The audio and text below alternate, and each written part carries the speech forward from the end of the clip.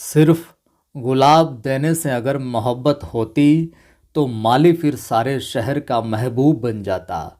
नमस्कार, जय हिंद। मैं हूं आपका दोस्त कवि आदि गणेश। स्वागत करता हूं और प्रारंभ करते हैं हम कक्षा 11 की जो अंतरा पुस्तक है उसका छठा अध्याय खाना बदोश, ओम प्रकाश वाल्मीकि कृत। साथियों, 2-3 दिन से अपनी क्लासेज आ तो रही है लेकिन सही टाइम पर नहीं आ रही, यानी कि जो पाठों का अपना टाइम है 3 बजे और शाम को 8 बजे अपनी काव्य शास्त्र वाली क्लास। तो ये 3 बजे वाली क्लास टाइम पर अपलोड नहीं हो रही है, 2-3 दिन से थोड़ी सी व्यस्त है।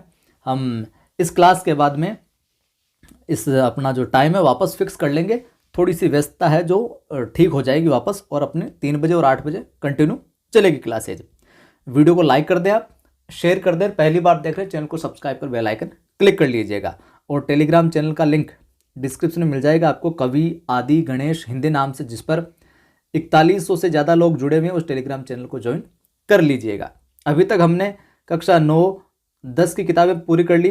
कक्षा 11 के अंदर वितान भाग 1 कर ली, अंतराल भाग 1 कर ली, आरोह भाग 1 पुस्तक ये कंप्लीट कर ली, और अभी हमारी चल रही है अंतरा भाग 1। ठीक है।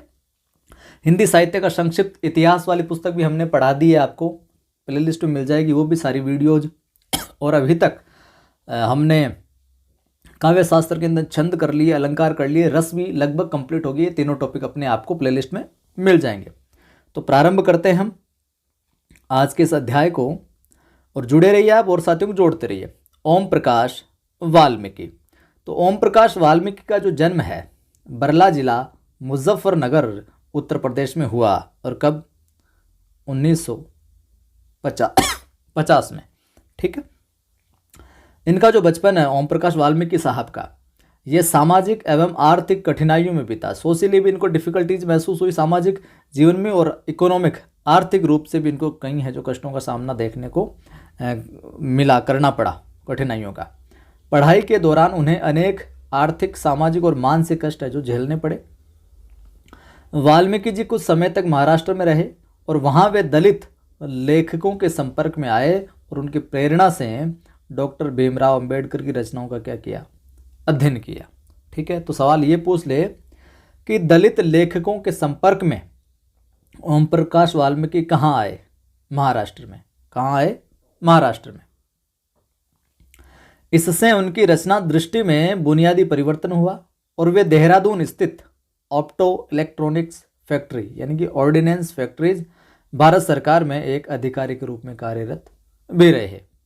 बाद में सेवानिवृत्त हो गए, और सन 2013 में अस्वस्थ हो गए, और दिल्ली में ही उन्होंने क्या अंतिम सांस ली। तो 1950 में जन्म होता है, और 2013 में देहांत होता है, अंतिम सांस लेते हैं। हिंदी में दलित साहित्य के विकास में ओम प्रकाश वाल्मीकि की महत्वपूर्ण भूमिका है। तो दलित साहित्य के विकास में ओम प्रकाश वाल्मीकि महत्वपूर्ण भूमिका अदा करते, ध्यान में रखिएगा। उन्होंने अपने लेखन में जातीय अपमान और उत्पीड़न का जीवंत वर्णन किया है, और भारतीय समाज के कई अनछुए पहलुओं को पाठक के समक्ष प्रस्तुत किया है। वे मानते हैं कि दलित ही दलित की पीड़ा को बेहतर ढंग से है जो समझ सकता है। ओम प्रकाश वाल्मीकि क्या मानते हैं कि दलित जो है वही एक दलित की है जो पीड़ा है उसको अच्छे से है जो समझ सकता है। आगे वो कहते हैं, और वहीं उस अनुभव की जो प्रामाणिक अभिव्यक्ति है जो वो कर सकता है। दलित की पीड़ा को समझता है, वही उसको प्रामाणिक, बिल्कुल ऑथेंटिक अभिव्यक्ति उसकी कर सकता है, क्या महसूस करता है वो। उन्होंने सृजनात्मक साहित्य के साथ साथ आलोचनात्मक लेखन भी किया।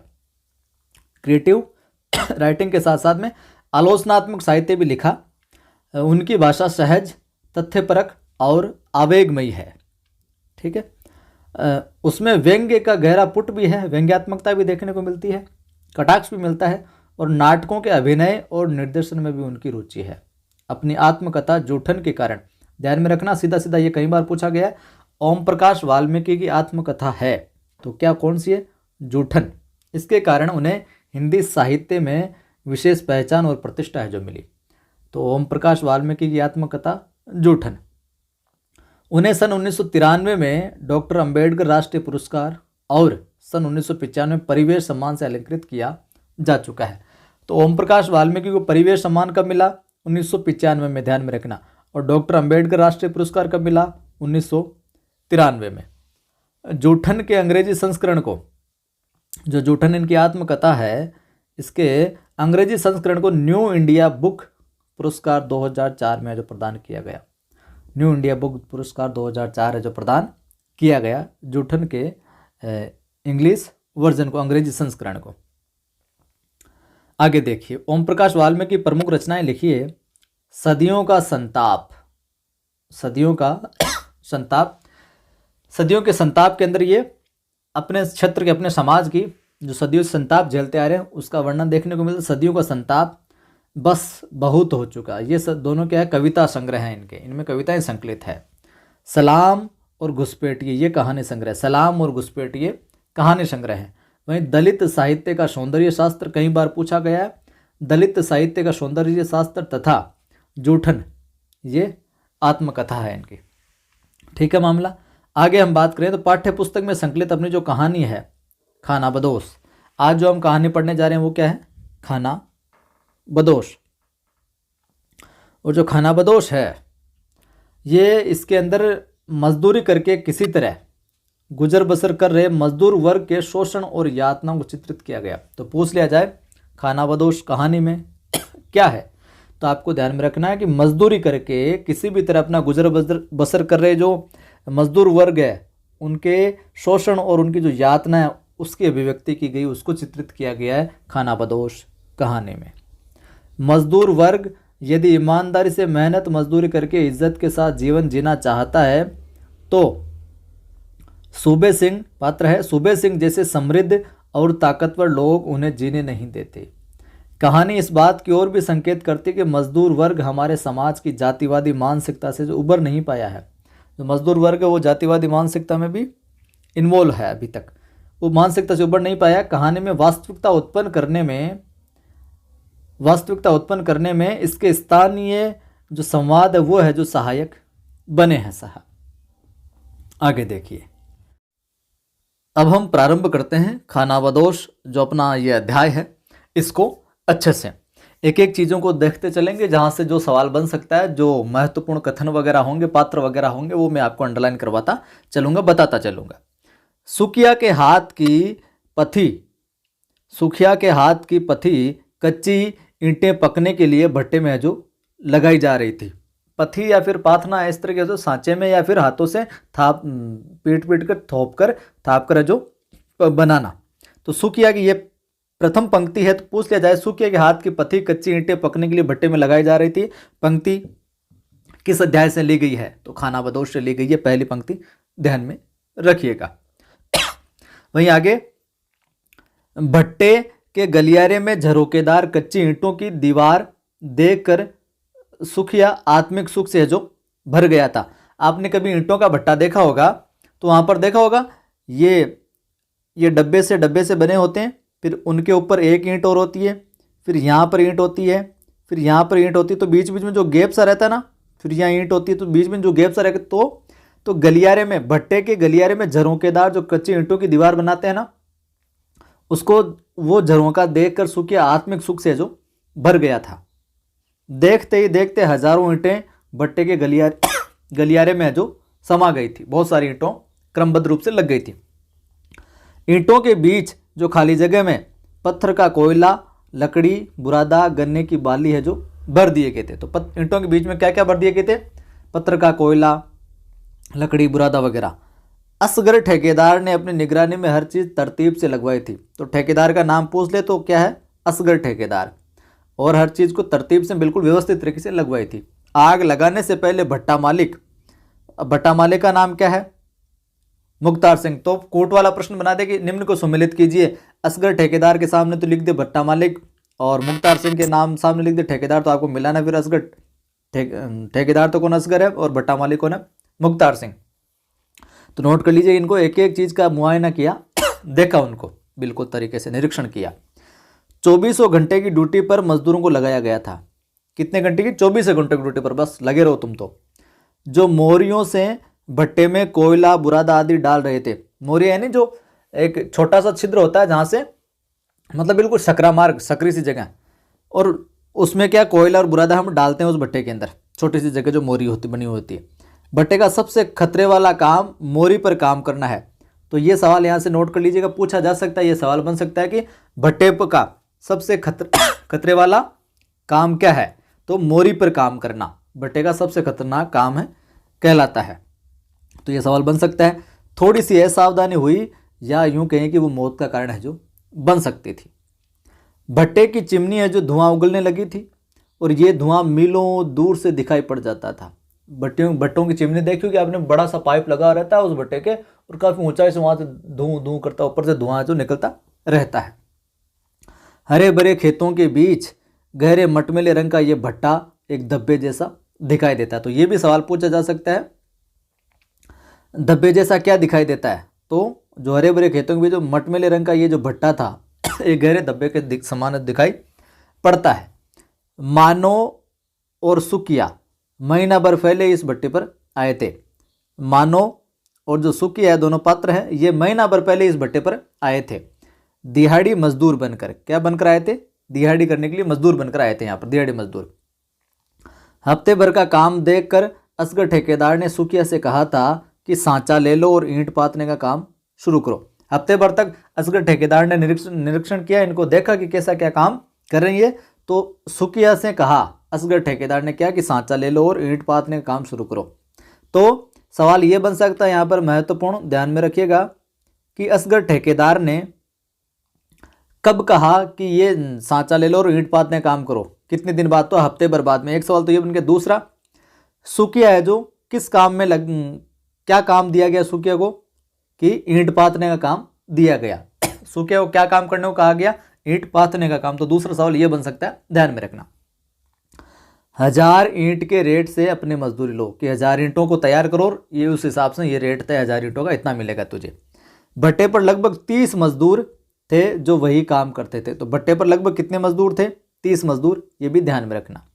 भट्टा मालिक कौन? मुख्तार सिंह, ध्यान में रखना। और असगर ठेकेदार सांझ होते ही शहर है जो लौट जाते थे। तो भट्टा मालिक मुख्तार सिंह और असगर कब है जो शहर लौट जाते थे? सांझ, सवेरे, दोपहर। तो ध्यान में रखना, सांझ होते ही जो लौट जाते थे। ये सवाल भी बन सकता है। शहर से दूर दिन भर की गहमा गहमी के बाद ये भट्टा अंधेरी की गोद में जो समा जाता था शाम। एक कतार में बनी छोटी छोटी झोंपड़ियों में टिमटिमाती टिबरियां भी, चिमनियां भी एक तरीके से इस अंधेरे से जो लड़ नहीं पाती थी। उन जो रहने वाले थे उनके लिए छोटे छोटे झोंपड़े सी बनाई हुई थी। दड़बे नुमा झोंपड़ियां में झुककर घुसना पड़ता था, बिल्कुल दबी हुई सी दड़बे नुमा थी, जिनका जो गेट है जो वो छोटा सा था, उनके अंदर झुककर निकलना पड़ता था, झुककर जाना पड़ता था। झुके झुके ही बाहर है जो आना होता था। भट्टे का काम खत्म होते ही औरतें चूल्हा चौका संभाल लेती थी, भट्टे पर काम करती, तब तक तो भट्टे पर काम करती और भट्टे का काम खत्म हुआ, कहाँ गई? चूल्हा चौका करने के लिए चल जाती। कहने भर के लिए चूल्हा चौका था, केवल कहने के लिए चूल्हा चौका था एक तरीके से। बाकी तो क्या था? ईंटों को जोड़ लिया, जैसे अपने खेतों में बना लेते हैं ना, 2-3 पत्थरों को रखकर बस चूल्हा बना लिया, 3 ईंटों को रखकर चूल्हा बना लिया। तो इसी तरीके से ईंटों को जोड़कर बनाए चूल्हे में जलती लकड़ियों की चिटपिट जैसे मन में पसरी दुश्चिंताओं और तकलीफों की प्रतिध्वनियां थी, जहाँ सब कुछ अनिश्चित था। कोई फिक्स चूल्हा चौका वाला चक्कर नहीं था। जैसे जैसे लकड़ियाँ दी जा रही उन 3 ईंटों के चूल्हे में, वो चटपट चटपट उनकी आवाज़ आ रही है, तो यूँ समझिए कि जो उनके मन में जो दुश्चिंताएं थी, तकलीफें थी, उनकी प्रतिध्वनि प्रतीत हो रही थी, यूँ समझिए आप। मानो अभी तक इस भट्टे की जिंदगी से तालमेल है जो नहीं बैठा पाई थी। बस सुकिया की जिद के सामने वह कमजोर पड़ गई थी। जो मानो है, मानो यहाँ पर पात्र है, जो मानो अभी तक इस भट्टे की जिंदगी से तालमेल नहीं बैठा पाई थी। तो मानो नाम की स्त्री है जो तालमेल नहीं बैठा पाई कि यार मामला क्या हो रहा है। बस जो सुकिया था उसकी जिद की वजह से वह कमज़ोर पड़ गई थी। तो सुकिया की जिद के सामने वह कमज़ोर पड़ गई थी। यहाँ पर वह किसके लिए आया है? तो मानो के लिए आया है, ध्यान में रखना। सांझ होते ही सारा माहौल भाएं भाएं करने लगता था। सब जगह एक जगह होते तो कोई खाना खा रहा, कोई कहीं भाग रहा, तो भाएं भाएं करने लगता था। दिन भर के थके हारे मजदूर अपने अपने दड़बों में घुस जाते थे। सांप बिच्छू का डर लगा रहता था, जैसे समूचा जंगल झोंपड़ी के दरवाजे पर आकर खड़ा हो गया। ऐसे माहौल में मानो का जो घबराने लगता था, लेकिन करे भी तो क्या।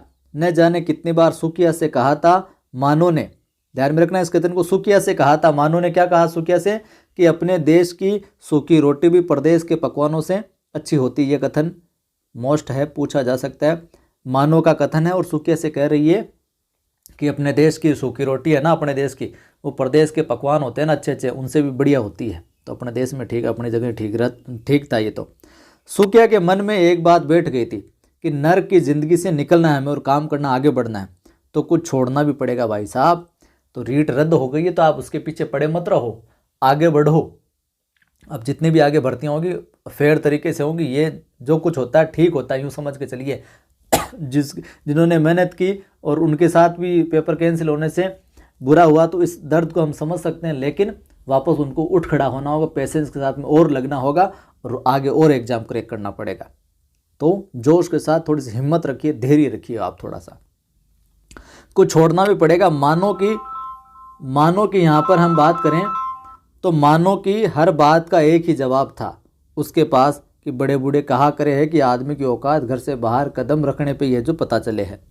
मानो कि जो सुकिया था, मानो कुछ भी बात बोलते ना सुकिया को तो मानो कि हर बात का सुकिया क्या जवाब देता कि बड़े बूढ़े कहा करे है कि आदमी की औकात है ना घर से बाहर कदम रखने पे पता चले है कि वो क्या है। घर में तो चूहा भी शोरमा बना रहे, कंधे पर यूं लंबा लट धर के चलने वाले चौधरी शहर में सरकारी अफसरों के आगे सीधे खड़े न हो सके है। बूढ़ी बकरियों की तरह मिमियाई है उनके सामने, जो गांव में बॉस बने रहते हैं और गांव में किसी गरीब को आदमी भी न समझे, और गांव में तो किसी गरीब को आदमी भी नहीं समझते वो, और शहर में सरकारी अफसरों के आगे सीधे खड़े न हो सके हैं। सुकिया की इन बातों से मानो जो कमज़ोर पड़ जाती थी जब सुकिया ऐसे बोलता, इसलिए गांव देहात छोड़कर वे दोनों एक दिन असगर ठेकेदार के साथ इस भट्टे पर जो आ गए थे। गांव देहात को छोड़कर यहाँ पर असगर ठेकेदार के यहाँ आगे कि काम करेंगे, पैसा कमाएंगे, थोड़ी ज़िंदगी को बेहतर बनाएंगे। पहले ही महीने में सुकिया ने कुछ रुपए बचा लिए थे, कई बार गिनकर तसल्ली कर ली थी, धोती की गांठ में बांधकर अंटे में खोस लिए थे। रुपए देखकर मानो भी खुश हो गई थी, उसे लगने लगा था कि वह अपनी ज़िंदगी के ढर्रे को बदल लेगा। सुकिया और मानो की जिंदगी एक निश्चित ढर्रे पर चलने लगी थी। दोनों मिलकर पहले तगारी बनाते, फिर मानो तैयार मिट्टी लाकर देती। इस काम में उनके साथ एक तीसरा मजदूर भी आ गया था। तीसरा मजदूर का नाम क्या था? जसदेव, छोटी उम्र का लड़का था, ध्यान में रखना। तीसरा मजदूर कौन आ गया उनके साथ में? जसदेव, छोटी उम्र का लड़का था। असगर ठेकेदार ने उसे भी उनके साथ काम पर लगा दिया। इससे काम में गति आ गई, थोड़ी और स्पीड से काम होने लगा। मानो भी फुर्ती से सांचे में ईंट डालने लगी थी, जिससे उनकी जो दिहाड़ी है वो भी बढ़ गई थी। फटाफट काम करने से कि काम अच्छा करे तो चलो थोड़ी दिहाड़ी बढ़ा देते, मजदूरी बढ़ा देते हैं। उस रोज मालिक मुख्तार सिंह की जगह उनका बेटा सूबे सिंह भट्टे पर आया। तो पूछ लिया जाए मालिक मुख्तार सिंह के बेटे का क्या नाम? सूबे सिंह। ध्यान में रखना, मालिक कुछ दिनों के लिए कहीं बाहर चले गए थे। उनकी गैर हाजिरी में सूबे सिंह का रोबदाब भट्टे का माहौल ही बदल देता था। ये थोड़ा स्ट्रिक्ट था सूबे सिंह, तो ये इसका रोबदोब ज़्यादा था, तो भट्टे का बिल्कुल जो नॉर्मल माहौल रहता था वो बदल जाता था। इन दिनों में असगर ठेकेदार भीगी बिल्ली बन जाता। असगर ठेकेदार भी है जो डरता था इससे, जो भट्टे का मालिक था मुख्तार सिंह, उसके बेटे सूबे सिंह से। दफ्तर के बाहर एक अर्दली की ड्यूटी है जो लग जाती थी, जो कुर्सी पर उकड़ू बैठकर दिन भर क्या बीड़ी पीता था। तो उकड़ू बैठकर बीड़ी पीने का काम कौन करता था? जो अर्दली था। दफ्तर के बाहर ड्यूटी पर आने जाने वालों पर क्या रखता? निगरानी रखता था। उसकी इजाज़त के बगैर, अनुमति के बगैर कोई अंदर नहीं जा सकता था। एक दिन सूबे सिंह की नज़र किसने पर पड़ गई? किसी नाम की एक महिला पत्र है, तो एक रोज़ सूबे सिंह की नज़र किसने पर पड़ गई? 3 महीने पहले ही किसनी और महेश भट्टे पर आए थे। 3 महीने पहले किसनी और महेश, ये दंपति है, तो ये भट्टे पर काम करने के लिए आए थे। पूछ लिया जाए महेश की पत्नी का नाम किसनी, किसनी के पति का नाम महेश। और ये कितने महीने पहले आए थे? 3 महीने पहले। 5-6 महीने पहले दोनों की शादी हुई थी। तो शादी हुई थी यानी दोनों पति पत्नी थे, किसनी और महेश, जैसे कि मैंने बताया। सूबे सिंह ने उसे दफ्तर की सेवा टहल का काम दे दिया था। शुरू में किसी का ध्यान इस ओर जो नहीं गया किसने को, लेकिन जब रोज ही गारे मिट्टी का काम छोड़कर वह दफ्तर में रहने लगी, कौन रोज ही गारे मिट्टी का काम छोड़कर दफ्तर में रहने लगी, तो वह कौन यहाँ पर? किसने? तो मजदूरों में फुसफुसाहटें जो शुरू हो गई कि कुछ न कुछ चक्कर चल रहा है सूबे सिंह के रही किसने के। तीसरे दिन सुबह जब मजदूर काम शुरू करने के लिए झोंपड़ियों से बाहर निकल रहे थे, किसने हेडपंप के नीचे खुले में बैठकर साबुन से रगड़ कर नहा रही थी। भट्टे पर साबुन किसी के पास नहीं था। भट्टे पर साबुन किसी के पास नहीं था, किसके पास कहाँ से आया? साबुन और उससे जो निकलने वाला झाग था, उठते झाग पर सबकी नज़र पड़ गई थी, लेकिन बोला कोई कुछ भी नहीं, कोई किसी ने कुछ नहीं कहा। सभी की आंखों में शंकाओं के गहरे काले बादल गिराए थे। कानाफूसी हल्के हल्के शुरू हो गई थी कि कुछ तो गड़बड़ है, ऐसे आपस में बात करने लग गए थे सारे मजदूर वगैरह। महेश जो है किसनी का पति, महेश गुमसुम सा अलग है जो रहने लगा था। अब सांवले रंग की भरे पूरे जिस्म की किसनी का व्यवहार महेश के लिए दुखदायी होता जा रहा था, जो किसनी व्यवहार कर रही थी। अब वह दिन भर जो दफ्तर में घुसी रहती थी। कौन, किसनी? उसकी खिलखिलाहटें दफ्तर से बाहर तक सुनाई पड़ने लगी थी। महेश ने उसे समझाने की कोशिश की थी, लेकिन वह जिस राह पर चल पड़ी थी वहां से लौटना क्या था, मुश्किल था। वहीं आगे हम बात करें तो भट्टे की जिंदगी भी अजीब थी। गांव बस्ती का माहौल बन रहा था। झोंपड़ी के बाहर जलते चूल्हे और पकते खाने की महक से भट्टे की नीरस जिंदगी में कुछ देर के लिए ही सही ताजगी का एहसास होता था। शाम को, सुबह ज़्यादातर लोग रोटी के साथ गुड़ या फिर लाल मिर्च की चटनी खाते थे। तो ज़्यादातर लोग रोटी के साथ क्या खाते थे? गुड़ या फिर लाल मिर्च की चटनी। दाल सब्जी तो कभी कभार ही बनती थी। शाम होते ही हेडपंप पर भीड़ लग जाती थी। जिस्म पर चिपकी मिट्टी को जितना उतारने की कोशिश करते हुए और उतना ही भीतर तक जो उतर जाती थी, ज़्यादा रगड़ने की वजह से। नस नस में कच्ची मिट्टी की महक बस गई थी। इस महक से अलग भट्टे का कोई अस्तित्व नहीं था। किसनी और सूबे सिंह की कहानी अब काफ़ी आगे बढ़ गई थी। प्रेम प्रसंग काफ़ी आगे ही चल गया था इनका मामला। सूबे सिंह ने टांग अड़ा दी भाई साहब किसने और महेश के। सूबे सिंह के अर्दली ने महेश को, सूबे सिंह का जो अर्दली था उसने महेश को नशे में डाल के रखता था। नशे की लत है जो डाल दी थी कि तू पड़ा रह। नशा करके महेश झोंपड़ी में पड़ा रहता था। किसने के पास एक ट्रांजिस्टर भी आ गया था, बस वो गाने वाने सुनते रहते थे, रेडियो एक तरीके का ट्रांजिस्टर भी आ गया था। सुबह शाम भट्टे की खामोशी में ट्रांजिस्टर की आवाज़ गूंजने लगी थी। ट्रांजिस्टर वह इतने जोर से बजाती कि भट्टे का वातावरण फिल्मी गानों की आवाज़ से गमक उठता था। शांत माहौल में संगीत लहरियों ने खनक पैदा कर दी थी एक तरीके से। कड़ी मेहनत और दिन रात भट्टे में जलती आग के बाद जब भट्टा खुलता था तो मजदूर से लेकर मालिक तक की बेचैन सांसों को राहत मिलती थी। भट्टे से पकी ईंटों को बाहर निकालने का काम शुरू हो गया था। लाल लाल पकी हुई ईंटों को देखकर सुखिया और मानो की खुशी की इंतहा नहीं थी। बहुत खुश हुई है सुखिया और मानो, खासकर मानो तो ईंटों को उलट पुलट कर देख रही थी। खुद के हाथ की पथी, मतलब खुद के हाथ से थाप थाप कर सांचे में डाल डाल कर ईंटों का रंग है जो बदल गया था। उस दिन ईंटों को देखते ही देखते मानो के मन में बिजली की तरह एक ख्याल आया। क्या? कि इस ख्याल के आते उसके भीतर जैसे एक साथ कई कई भट्टे हैं जो जल रहे थे। उसने सुखिया से पूछा, मानो पूछती है सुखिया से, एक घर में कितनी ईंटें लग जाती है? बहुत, कई हजार। लोहा सीमेंट लकड़ी रेत अलग से और लगती है। तो क्या सोच रही है? तो उसके मन में ख्याल उभरा था कि उसे तत्काल कोई आधार नहीं मिल पा रहा था। वह बेचैन हो उठी। कौन? मानो। उसे खामोश देखकर सुखिया ने कहा, चलो काम शुरू करना है। जसदेव बाट देख रहा था, जसदेव की वेट कर रहा है हमारा। जसदेव तीसरा जो काम करने के लिए उनके साथ किया गया था, छोटी उम्र का लड़का। सुखिया के पीछे पीछे अनमनी ही चल दी मानो, लेकिन उसके दिलो दिमाग पर ईंटों का लाल रंग कुछ ऐसे छा गया था कि वह उसी में उलझ कर जो रह गई थी। झिंगुरों की झिनझिन और बीच बीच में शियारों की आवाज़ रात के सन्नाटे में स्याहपन घोल रही थी। थके हारे मजदूर नींद की गहरी खाइयों में लुढ़क गए थे। मानो के ख्यालों में अभी भी लाल ईंटें हैं जो घूम रही थी। वो भी घर बनाने का सपना यहाँ से एक तरीके से कैसे देखने लगी थी मानो। इन ईंटों से बना हुआ एक छोटा सा घर उसके जहन में बस गया था। यह ख्याल जिस शिद्दत से जिस पुख्ता हुआ था, नींद उतनी ही दूर चली गई थी। इसी प्रकार से आगे आने वाली भर्तियों को उठ खड़े हुई और अपनी खोपड़ में इस शिद्दत के साथ इतना पुख्ता कर लीजिए, मजबूत कर लीजिए अपने लक्ष्य को कि नींद है जो ना मिलने ले, बस हमेशा पढ़ना पढ़ना पढ़ना ये लगा रहे आपके। दूर किसी बस्ती से हल्के हल्के छनकर आती मुर्गे की बांग, थोड़ी थोड़ी मुर्गे की बांग जो सुनाई दे रही है। रात के कौन सा पहर, आखिरी पहर के एहसास होने लगा। मानो की पलकें नींद से भारी है जो होने लगी थी। अब नींद आने सी लगी ऐसे रात के आखिरी पहर में। सुबह के जरूरी कामों से निपटकर जब सुखिया ने झोंपड़ी में झांका तो वह हैरान रह गया था। इतनी देर तक मानो कभी नहीं सोती। वह परेशान हो गया था। गहरी नींद में सोई मानो का माथा उसने छूकर देखा, माथा ठंडा था। उसने राहत की सांस ली, मानो को जगाया। इतना दन चढ़ गया उठने का मन नहीं है तो मानो को जगाया। ये सुखिया का कथन है कि इतना दिन चढ़ गया है, उठने का मन नहीं। रात भर सोचती रही और रात के आखिरी पहर में सोई तो फिर वो काफ़ी लेट तक सोई रही। तो मानो को जगाते हुए कहता कि इतना दिन चढ़ गया, उठने का मन नहीं है क्या? मानो अनमनी सी उठी, बिल्कुल बिना मन के उठी। कुछ देर यूं ही चुपचाप बैठी रही। मानो का इस तरह बैठना सुखिया को अखरने लगा था। आज क्या बात है, जी तो ठीक है ना? मानो अपने ख्यालों में गुम थी। अब भी मन की बात बाहर आने के लिए छटपटा रही थी। उसने सुखिया की ओर देखते हुए पूछा, क्यों जी? क्या हम इन पक्की ईंटों पर घर नहीं बना सके हैं? तो ध्यान में रखना है इसको कि क्यों जी, क्या हम इन पक्की ईंटों पर घर नहीं बना सके हैं? कौन किसका कथन है? मानो का कथन है। किससे कह रही है? सुकिया से कह रही है। मानो की बात सुनकर सुकिया आश्चर्य से उसे ताकने लगा। कल की बात वह भूल चुका था। सुकिया ने गहरे अवसाद से भरकर कहा, पक्की ईंटों का घर 2-4 रुपए में ना बनता है। तो सुकिया ने गहरे अवसाद से भरकर कहा, थोड़ा सा उदासी से के स्वर में, कि पक्की ईंटों का घर 2-4 रुपए में ना बनता है। इतने ढेर से नोट लगे हैं, इतने ढेर से नोट लगे हैं घर बनाने में। गांव में गांठ में नहीं है पैसा, चले हाथी खरीदने की। गांठ में नहीं है पैसा और चले क्या? हाथी खरीदने। तो ध्यान में रखना इसका, किसका, कौन बोलता है? सुकिया। महीने भर में जो हमने इतनी ईंटें बना दी है ना, क्या अपने लिए हम ईंटें ना बना सके हैं? मानो ने मासूमियत से कहा कि इतनी ईंटें भट्टे के लिए बने तो कुछ तो अपने लिए भी बना सकते हैं ना। ये भट्टा मालिक का है, किस चक्कर में है तू? हम ईंटें उनके लिए बनाते हैं, हम तो मजदूर है, इन ईंटों पर अपना कोई हक ना है।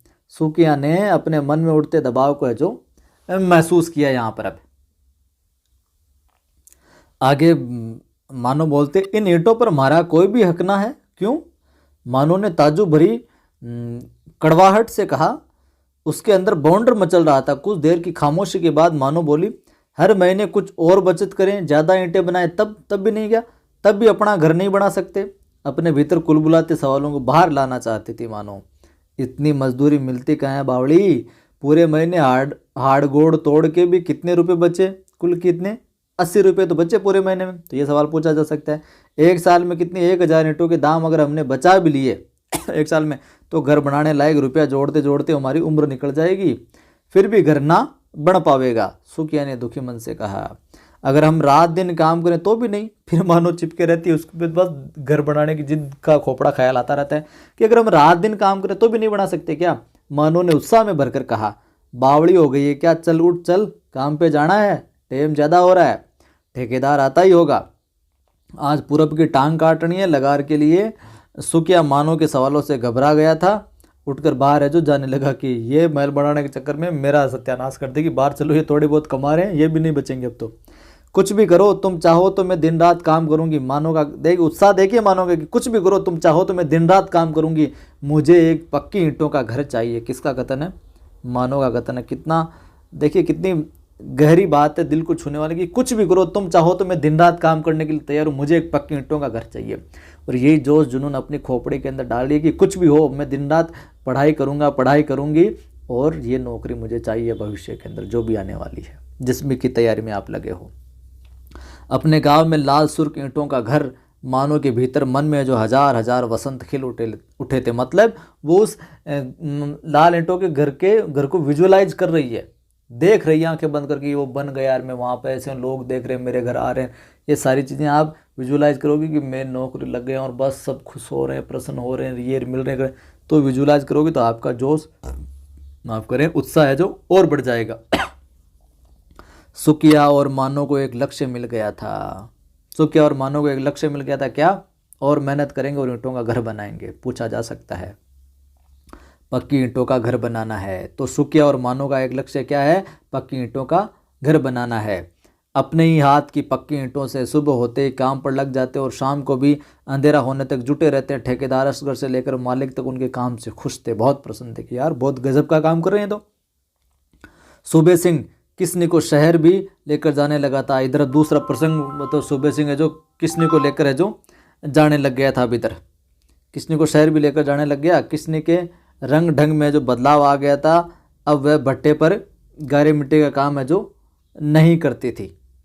महेश रोज़ रात में नशा करके मन की भड़ास निकालता था, दिन में भी अपनी झोंपड़ी में पड़ा रहता था या इधर उधर बैठा रहता। किसनी कई दिनों तक शहर से लौटती नहीं थी। जब लौटती थकी निडाल मुरझाई हुई कपड़ों लत्तों की अब जो कमी नहीं थी किसनी को। उस रोज सूबे सिंह ने भट्टे पर आते ही असगर ठेकेदार से कहा था, मानो को दफ्तर में बुलाओ, आज किसनी की तबीयत ठीक नहीं है। किसका कहता है ना, आज मानो को दफ्तर में बुलाओ, आज किसनी की तबीयत ठीक नहीं। किसका? सूबे सिंह का कथन है। असगर ठेकेदार से कहता है कि उसको बुलाओ। असगर ठेकेदार ने रोकना चाहा था छोटे बाबू मानो को। बात पूरी होने से पहले सूबे सिंह ने उसे फटकार दिया था, तुमसे जो कहा गया ना वही करो, तुम राय देने की कोशिश मत करो, तुम इस भट्टे पर मुंशी हो, मुंशी ही रहो, मालिक बनने की कोशिश करोगे तो अंजाम बुरा होगा। कौन कहता? सूबे सिंह धमकाता उसको, ठेकेदार को। असगर ठेकेदार की घिघी बंद गई थी, मतलब चुपचाप से डर गया था, सहम गया था। वह चुपचाप मानो को बुलाने चल दिया था। असगर ठेकेदार ने आवाज़ देकर कहा, मानो, छोटे बाबू बुला रहे हैं दफ्तर में। मानो ने सुकिया की ओर देखा। उसकी आंखों में भय से उत्पन्न कातरता थी, डर सा था। सुकिया भी इस बुलावे पर हड़बड़ा गया था। वह जानता था मछली को फंसाने के लिए जाल फेंका जा रहा है। गुस्से और आक्रोश से नसें खिंचने लगी थी। जसदेव ने भी सुकिया की मनस्थिति को भांप लिया था। वह फुर्ती से उठा, हाथ पांव पर लगी गीली मिट्टी छुड़ाते हुए बोला, तुम यहीं ठहरो, मैं देखता हूँ। चलो चाचा। असगर के पीछे पीछे चल दिया वो भी। असगर ठेकेदार जानता था कि सूबे सिंह शैतान है, लेकिन चुप रहना उसकी मजबूरी बन गई थी। जिंदगी का खास हिस्सा उसने भट्टे पर गुजारा था। भट्टे से अलग उसका कोई वजूद ही नहीं था सूबे सिंह का। असगर ठेकेदार के साथ जसदेव को आता देखकर सूबे सिंह बिफर पड़ा था। असगर ठेकेदार के साथ जो जसदेव आ रहा था तो सूबे सिंह को गुस्सा आया थोड़ा। तुझे किसने बुलाया यहाँ पर? तुझे किसने बुलाया यहाँ पर? तुझे यहाँ पर किसके लिए आया? जसदेव के लिए। जी, जो भी काम हो बताइए, मैं कर दूंगा, जसदेव ने विनम्रता से कहा। जो भी काम मैं कर दूंगा। ये किसका कथन है? जसदेव का कथन है। सूबे सिंह को कहता है, काम बताओ। क्यों? तो उसका कसम है या उसकी पर चर्बी चढ़ गई? सूबे सिंह ने अब शब्दों का इस्तेमाल किया। तो जसदेव को क्या बोलता है? क्यों? तो उसका कसम है क्या मानो के लिए तो तू आया है? या उसकी? सूबे सिंह ने अब शब्दों को इस तरीके से अब शब्द बोले। बाबूजी, आप किस तरह बोल रहे हो? जसदेव ने बात पूरी करने से पहले ही एक जन्नाटेदार थप्पड़ उसके गाल पर जड़ दिया। बाबूजी, आप किस तरह बोल रहे हैं? तो जसदेव के बात पूरी करने से पहले ही एक जन्नाटेदार थप्पड़ है जो गाल पर लगा दी उसके। जानता नहीं, भट्टे की आग में झोंक दूंगा। सूबे सिंह कहता है जसदेव की, जानता नहीं तो भट्टे की आग में झोंक दूंगा, किसी को पता भी नहीं चलेगा, हड्डियां तक नहीं मिलेगी राख से, समझा? सूबे सिंह ने उसे एक तरीके से धक्का सा मार दिया, धक्का सा दिया। जसदेव गिर पड़ा साहब। और जसदेव यहां पर क्या होता है? गिर जाता है। फिर जब तक वह संभल पाता, लात घुसों से सूबे सिंह ने उसे अधमरा कर दिया था। चीख पुकार सुनकर मजदूर उनकी ओर दौड़ पड़े। मजदूरों को एक साथ आता देखकर सूबे सिंह जीप में जो बैठ गया था, डर गए वो। देखते देखते जीप शहर की ओर दौड़ गई। असगर ठेकेदार दफ्तर में जो जाकर घुस गया। सुकिया और मानो जसदेव को उठाकर झोंपड़ी में ले गए। सुकिया और मानो जसदेव को ले जाते झोंपड़ी में। वह दर्द से कराह रहा था। एक तरीके से मानो ने उसकी चोटों पर हल्दी लगा दी थी। सुकिया गुस्से में कांप रहा था। मानो के अवचेतन में असंख्य अंधेरे छा रहे थे। वह किसनी नहीं बनना चाहती थी? वह किसने नहीं बनना चाहती? वह कौन? मानो। इज्जत की जिंदगी जीने की अदम्य लालसा उसमें भरी हुई थी। उसे एक घर चाहिए था, पक्की ईंटों का, जहां वह अपने गृहस्थी और परिवार के जो सपने देखती थी। समूचा दिन, पूरा का पूरा दिन अदृश्य भय और दहशत में बीता था। जसदेव को हल्का बुखार हो गया था। वह अपनी झोंपड़ी में पड़ा था। सुकिया उसके पास बैठा था। आज की घटना से मजदूर डर गए थे। उसे लग रहा था कि सूबे सिंह किसी भी वक्त लौट कर आ सकता है। शाम होते ही भट्टे पर सन्नाटा छा गया। सब अपने अपने खोल में जो सिमट गए, दड़बों में जाकर बैठ गए। बूढ़ा बिलसिया जो अक्सर बाहर पेड़ के नीचे देर रात तक बैठा रहता था, आज शाम होते ही वह अपनी झोंपड़ी में जाकर लेट गया। उसके खांसने की आवाज़ भी आज कुछ धीमी हो गई थी। किसने की झोंपड़ी से ट्रांजिस्टर की आवाज़ भी नहीं आ रही थी। बीच बीच में हेडपंप की खचखच ध्वनि इस खामोशी में विघ्न डाल रही थी। पंप जसदेव की झोंपड़ी के ठीक सामने ही था। तो हेडपंप जसदेव की झोंपड़ी के ठीक सामने था। सभी को पानी के लिए इस पंप पर जो आना पड़ता था। भट्टे पर दवा दारू का कोई इंतजाम नहीं था कि कोई लग गई, चोट वोट लग गई तो दवा दारू कहीं दवाई वगैरह लगा लें। कटने फटने पर घाव पर मिट्टी लगा देना था बस। केवल कि कट्टा फटा हो गया तो मिट्टी लगाड़ो। कपड़ा जलाकर जो राख भर देना ही दवाई की जगह काम आते थे। मानो ने अधूरे मन से चूल्हा जलाया था। रोटियां सेक कर सुकिया के सामने रख दी थी। सुकिया ने भी अनिच्छा से एक रोटी हलक के नीचे गले में नीचे उतारी थी। उसकी भूख है जो जैसे अचानक मर गई हो। मानो को लेकर उसकी चिंता बढ़ गई थी कि मानो को लेकर बहुत चिंतित हो गया था वो सुकिया कि और सूबे सिंह आएगा और उसे बुलाएगा करेगा तो फिर लफड़ा हो जाएगा। उसने निश्चय कर लिया था कि वह मानो को किसने नहीं बनने देगा। उसने निश्चय कर लिया था कि मानो को किसने नहीं बनने देगा। कौन? सुकिया। मानो भी गुमसुम अपने आप से ही लड़ रही थी। बार बार उसे लग रहा था कि वह सुरक्षित नहीं है। अब एक सवाल उसे खाए जा रहा था, क्या औरत होने की यही सज़ा है? वह जानती थी कि सुकिया ऐसा वैसा कुछ नहीं होने देगा। वह महेश की तरह नहीं है। भले ही ये भट्टा छोड़ना पड़े। भट्टा छोड़ने के ख्याल से ही वह सिहर उठी है। तो सुकिया और जो मानो अपने इनका अलग रिलेशन चलता है और महेश और कृष्ण का अलग रिलेशन है, और कृष्ण के साथ है सूबे सिंह अलग रिलेशन बनाने में लगा हुआ है, और अब मानो के साथ भी यही करना चाहता है। भट्टा नहीं छोड़ना है, उसने अपने आप को आश्वस्त किया, अभी तो पक्की ईंटों का घर बनाना है। मानो रोटियां लेकर बाहर जाने लगी तो सुके ने टोका, कहाँ जा रही है? जसदेव भूखा प्यासा पड़ा है, उसे रोटी देने जा रही हूँ, मानो ने सहज भाव से कहा। बामन तेरे हाथ की रोटी खावेगा? बामन कि बामन मतलब जसदेव, तो बामन यहाँ पे किसके लिए है? जसदेव की, कि बामन तेरे हाथ की रोटी खावेगा, अकल मारी गई है तेरी? सुकिया ने उसे रोकना चाहा। तो यहाँ पर यह सवाल बहुत इंपॉर्टेंट बन कि बामन तेरे हाथ की रोटी खावेगा, बामन कौन किसके लिए है? जसदेव के लिए वो बामन था। क्यों मेरे हाथ की रोटी में जहर लगा है? क्यों मेरे हाथ की रोटी में जहर लगा? मानो का कथन। मानो ने सवाल किया। पल भर रुककर बोली, बामन नहीं, भट्टा मजदूर है, वह हमारे जैसा, कि वो भी हमारे जैसे भट्टे का मजदूर ही है। चारों तरफ सन्नाटा था। जसदेव की झोंपड़ी में डिबरी जो जल रही थी। मानो ने झोंपड़ी का दरवाजा खोला। जी कैसा है? अब भीतर जाते हुए मानो ने पूछा। जसदेव ने उठने की कोशिश की, उसके मुंह से दर्द की आह निकली। कमबख्त, कीड़े पड़ के मरेगा वो, हाथ पांव टूट टूट कर गिरेंगे, आदमी नहीं जंगली जिनावर है, मानो ने सूबे सिंह को कोसते हुए कहा। तो ये सारे शब्द किसके लिए प्रयोग किए? सूबे सिंह के लिए। किसने? मानो ने। जसदेव जो चुपचाप उसे देख रहा था, ये ले रोटी खा ले, सुबह से भूखा है, मतलब सुबह से भूखा है, मॉर्निंग से, 2 कोर पेट में जाएंगे तो थोड़ी ताकत तो आवेगी बदन में। मानो ने रोटी और गुड़ उसके आगे रख दिया। जसदेव कुछ अनमना सा हो गया था। भूख तो उसे लगी थी, लेकिन मन के भीतर कहीं हिचक थी। घर परिवार से बाहर निकले ज़्यादा समय नहीं हुआ था। खुद वह कुछ भी नहीं बना पाया था। शरीर का पोर है जो बिल्कुल रोम रोम सा यूँ कहें कि टूट रहा था। भूख नहीं है, जसदेव ने बहाना किया। जसदेव बहाना मारता है कि भूख नहीं है। भूख नहीं है या कोई और बात है, ये बताओ। मानो ने जिसे उसे रंगे हाथों पकड़ लिया था।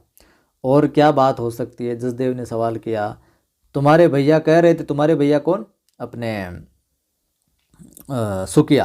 तुम्हारे भैया कह रहे थे कि तुम ब्राह्मण हो, इसलिए मेरे हाथ की रोटी नहीं खाओगे। अगर यो बात है तो मैं जोर ना डालूंगी, थारी मर्जी। औरत हूँ, पास में कोई भूखा हो तो रोटी का कोर गले से नीचे नहीं उतरता है।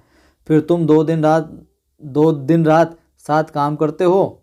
तुम तो दिन रात 7 काम करते हो, मेरी खातिर पिटे, फिर ये बामन हमारे बीच कहाँ से आ गया? मानो रुआसी हो गई, बिल्कुल रोने जैसा उसका हो गया मन, और उसका गला है जो रुंध गया था। रोटी लेकर वापस लौटने के लिए मुड़ी। जसदेव में साहस नहीं था उसे रोक लेने के लिए। उनके बीच जुड़े तमाम सूत्र जैसे अचानक जो बिखर गए। जो अभी तक का रिश्ता था समझे कि टूटता सा नजर आ रहा था। अपनी झोंपड़ी में आकर चुपचाप लेट गई थी, मानो बिना कुछ खाए। दिन भर की घटनाएं उसके दिमाग में जो खलबली मचा रही, दिन में जो भी घटना चक्र चला वो सारा का सारा। जसदेव भूखा है, यह एहसास उसे परेशान कर रहा था। जसदेव को लेकर उसके मन में हलचल थी। उसे लग रहा था मानो को कि जसदेव के साथ उन्हें ताकत दे रहा है। जसदेव का साथ उन्हें ताकत दे रहा है, ऐसी ताकत जो सूबे सिंह से लड़ने में हौसला दे सकती है। जसदेव का सपोर्ट रहा तो अच्छा रहेगा। 2 से 3 होने का सुख मानो महसूस करने लगी थी कि सुकिया भी चुपचाप लेटा हुआ था। उसकी भी नींद उड़ चुकी थी। उसकी समझ में नहीं आ रहा था क्या करें। इन्हीं हालात में गांव छोड़ा था और वे फिर सामने जो वही हालात है जो आ गए हैं। आखिर अब जाएं तो कहाँ? सूबे सिंह से पार पाना आसान तो है नहीं। सुनसान जगह है, कभी भी हमला कर सकता है वो। या फिर मानो को विचार आते ही वह कहाँ गया था। उसने करवट बदली, मानो जाग रही थी। उसे अपनी ओर खींचकर सीने से चिपटा लिया। दोनों ने आलिंगन किया, चिपटा लिया कि कहीं मतलब डर सा महसूस हुआ कि ले जाए नहीं। जसदेव ने पूरी रात जाग कर काटी थी। सूबे सिंह का गुस्सेल चेहरा बार बार सामने आकर दहशत पैदा कर रहा था जसदेव के सामने। उसे लगने लगा था कि जैसे वह अचानक किसी षड्यंत्र में फंस गया है। उसे ये अंदाज़ा नहीं था कि सूबे सिंह मारपीट भी करेगा। इसकी कल्पना भी उसे नहीं थी। वह डर गया था। उसने तय कर लिया था कि चाहे जो हो वह इस पचड़े में है जो अब नहीं पड़ेगा, इस मैटर से बाहर ही रहेगा। भाई साहब, सुबह होते ही वह असगर ठेकेदार से मिला। असगर ही उसे शहर से अपने साथ लाया था। अब जसदेव को शहर से कौन लाया था? असगर ठेकेदार। और जसदेव ने असगर ठेकेदार से अपने मन की बात की। ठेकेदार ने उसे समझाते हुए कहा, अपने काम से काम रखो, क्यों इनके चक्कर में पड़ते? तुम अपना काम करो, बात खत्म। जसदेव के बदले हुए व्यवहार को मानो ने ताड़ लिया था, पहचान लिया था, जान गई थी, लेकिन उसने कोई प्रतिक्रिया जाहिर नहीं की थी। वह सहजता से अपने काम में लगी थी। वह जानती थी कि उनके बीच एक फासला आ गया, लेकिन वह चुप थी। सूबे सिंह को भी लगने लगा था कि मानो को फुसलाना आसान तो नहीं है। उसकी तमाम कोशिश बेकार निरर्थक साबित हुई थी। इसलिए वह मानो और सुकिया को परेशान करने पर जो उतर गया था। अब उनको परेशान करने लगा वो, आसानी से नहीं माने तो। उसने असगर ठेकेदार से भी कह दिया था कि उससे पूछे बगैर पूछे बगैर उन्हें मजदूरी का भुगतान न करे, न कोई रियायत ही बरते उनके साथ, कोई भी छूट वूट नहीं देनी अब उनको। मानो से ये बातें छुपी नहीं थी। सूबे सिंह की हरकतों पर उसकी नज़र थी। उसने अपने आप में निश्चय कर लिया था कि वह उसका मुकाबला करेगी। उठते बैठते उसके मन में एक ही ख्याल था, पक्की ईंटों का घर बनवाना। लेकिन सूबे सिंह के इस ख्याल में है जो बाधक बन रहा था। सुखिया और मानो दिन रात काम में जुटे थे, फिर भी हर महीने से वे ज़्यादा कुछ बचा नहीं पा रहे थे। पिछले दिनों उन्होंने दुगुनी ईंटें पाती थी, ज़्यादा ईंटें बनाई थी। उनके उत्साह में कोई कमी नहीं थी। एक ही उद्देश्य था, पक्की ईंटों का घर बनाना है। इसीलिए सूबे सिंह की जातियों को वे सहन कर रहे थे। लेकिन एक तड़प थी दोनों में जो उन्हें संभाले हुए थी। सूबे सिंह रोजाना नए नए बहाने ढूंढ लेता था उन्हें तंग करने के। एक तरीके से शीत युद्ध सा जारी था उनके बीच। सुखिया ने ईंट पातने का सांचा वापस ले लिया था। सुखिया था उसको ईंट पातने का काम दिया था, वो सांचा वापस ले लिया था और उससे भट्टे की जो मोरी का काम दे दिया था। मोरी का है जहाँ पे वो कोयला वगैरह, वो घास फूस वगैरह डालते हैं, जहाँ वो खतरे वाला काम है सबसे, जो हमने प्रारंभ में बात की थी। मोरी का काम खतरनाक था। मानो है जो वो डर गई थी, लेकिन सुखिया ने उसे हिम्मत बंधाई। काम से क्यों डरना। सुखिया का सांचा जसदेव को दे दिया था यहाँ पर। तो सांचा मिलते जसदेव के रंग बदल गए थे। वह मानो पर है जो हुक्म चलाने लगा था। अब जसदेव मानो चुपचाप काम में जो लगी रहती थी। देखिए कहानी किस तरीके से बदल रही है। कल तड़के ईंट पातने, मतलब कल ईंटें पातनी है, ईंटें हटाकर जगह बना दे। जसदेव आदेश देकर अपनी झोंपड़ी की ओर जो चला गया था। मानो ने पाती ईंटों को दीवार की शक्ल में जो लगा दिया था, जचा दिया था बिल्कुल। कच्ची ईंटों को सुखाने के लिए दो आड़ी है जो ईंटें रखकर, सुखाने के लिए 2 खड़ी 2 आड़ी ईंटें हैं जो रखकर जालीदार दीवार जो बना देती है। आपने देखा होगा सुखाने के लिए एक जाली सी हवा महल की तरह से जो छोटे छोटे उनमें छेद से बने रहते हैं, जो हम पेड़ों के चारों तरफ लगाते हैं ना, वैसे भट्टों पर देखी होगी आपने। ईंट पातने की जगह खाली करके ही मानो है जो लौटकर झोंपड़ी में गई थी। हेडपंप पर भीड़ थी। सभी मजदूर काम खत्म करके हाथ मुंह धोने के लिए आ गए थे। सुबह होने से पहले ही मानो उठ गई थी। उसे काम पर जाने की जल्दी थी। चारों तरफ अंधेरा था। सुबह होने पर वह इंतजार करना नहीं चाहती थी। उसने जल्दी जल्दी सुबह के काम निपटाए और ईंट पातने के लिए निकल पड़ी थी। सूरज निकलने में भी देर थी। जसदेव से पहले ही वह जो काम पर पहुंच जाती थी। इक्का दुक्का मजदूर इधर उधर दिखाई पड़े थे। वह तेज कदमों से ईंट पातने की जगह पर पहुंच गई थी। वहां का दृश्य देखकर अवाक रह गई थी। सारी ईंटें टूटी फूटी पड़ी थी, जैसे किसी ने उन्हें बेदर्दी से जो रोंद डाला हो। ईंटों की जो दयनीय अवस्था थी उसको देखकर चीख निकल गई उसकी। वह दहाड़े मार मार कर जो रोने लगी। मानो आवाज़ सुनकर मजदूर इकट्ठा हो गए। जितने मुंह उतनी बातें।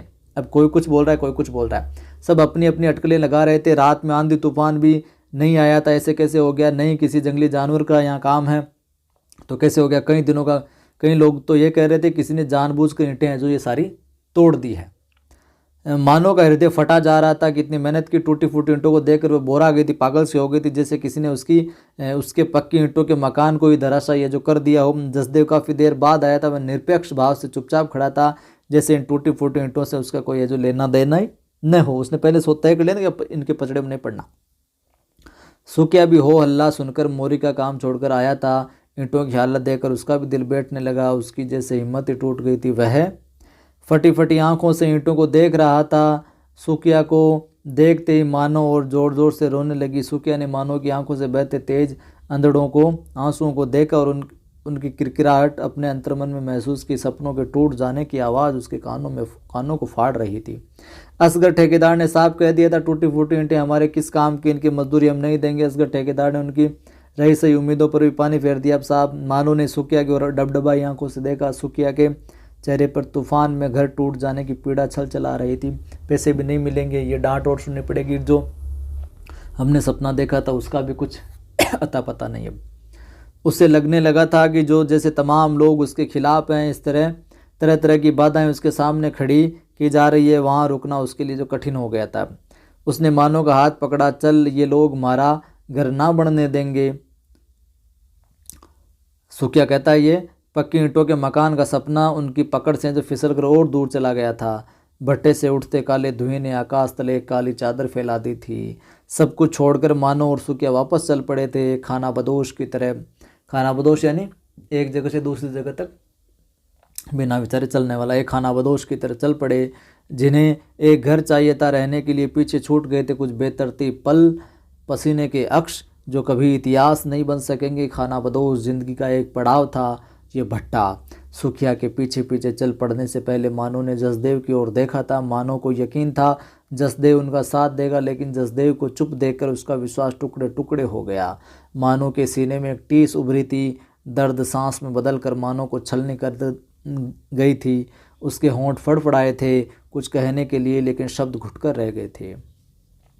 सपनों के कांच उसकी आंख में किरकिरा रहे थे। वह भारी मन से सुखिया के पीछे पीछे चल पड़ी थी, अगले पड़ाव की तलाश में, एक दिशाहीन यात्रा पर। तो ये था अपना खानाबदोश अध्याय।